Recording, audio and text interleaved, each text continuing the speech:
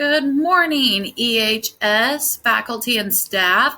I'm here to share a little bit about meaningful assessments, and I have gone ahead and sent this PowerPoint to all of you. And as I am reading through this, I'd like you to go ahead and highlight some of the things that you thought were really interesting or key points that you would like to learn a little bit more about, because later on you will be going back to your departments and talking this out and trying to improve your assessments.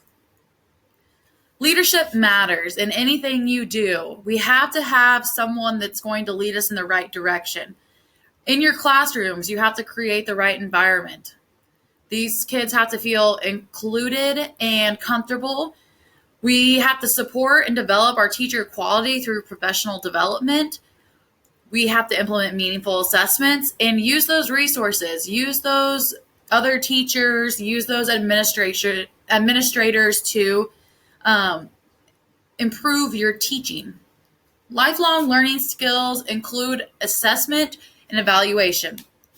Assessment really touches on, was the standard met? Evaluation would be more of the strengths and improvements that you would share with that student, what they could work on, what they did well. Summative versus formative. Summative, as you all know, you've heard these terms before, is very comprehensive. It's usually done at an end of the unit. You can see a pattern of student progress. The students don't have time to reflect on their growth, and there is no time for teachers to evaluate what they're doing and modify their teaching.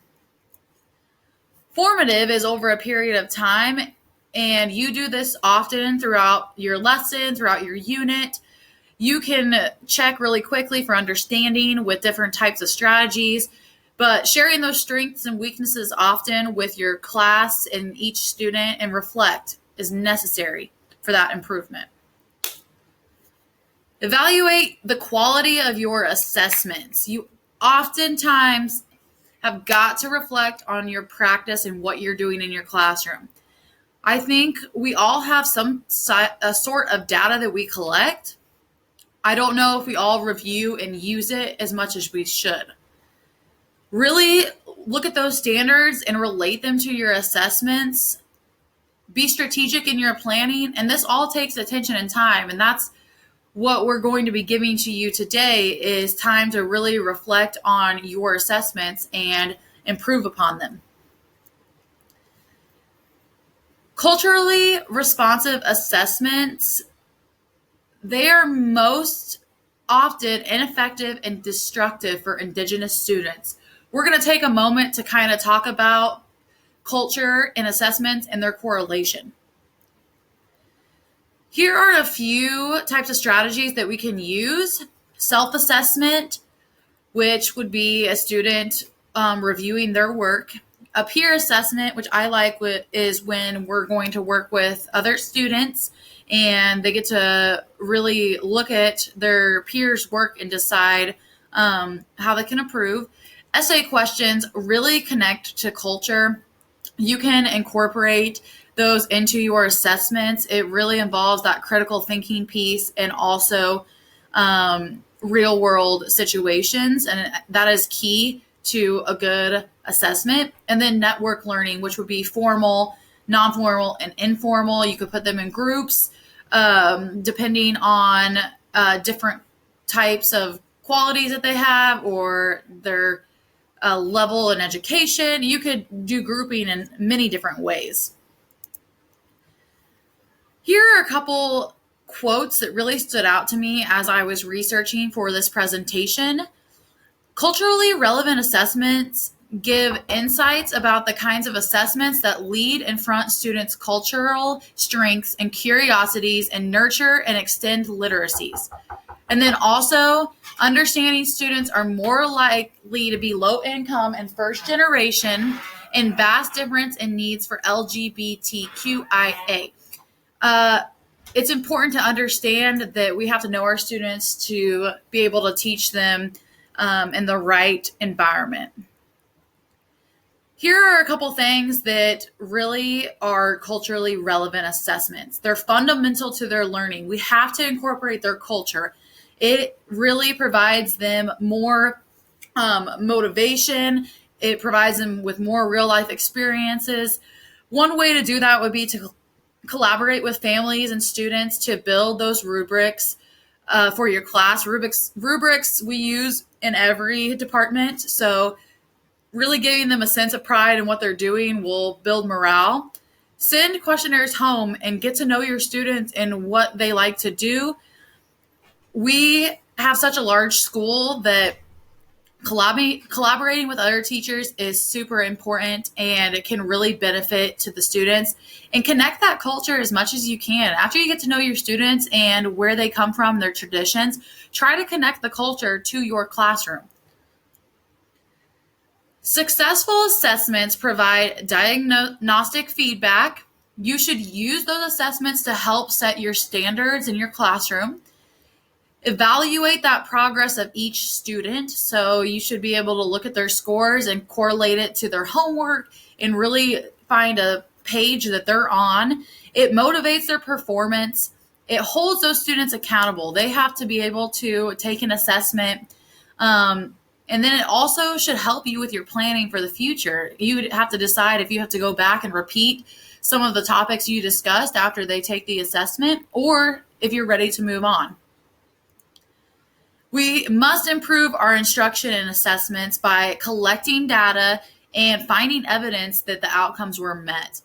Meaningful assessments, something that pertains to your class, and oftentimes I think we find an assessment that works for us and we keep doing it trimester after trimester, but we have new kids, so we have to really look and reflect on what kinds of kids we have in our class and what's going to benefit them most. We have to take an active role in that development. And like I touched on a few slides ago, in your assessments and instruction, real world application is key, and critical thinking. Critical thinking improves your communication skills and really provides you with something that you can relate to a real world situation. Well-being data is important. We need to know about our students. Are they satisfied with their life? What do they do in their free time? Do they have good relationships?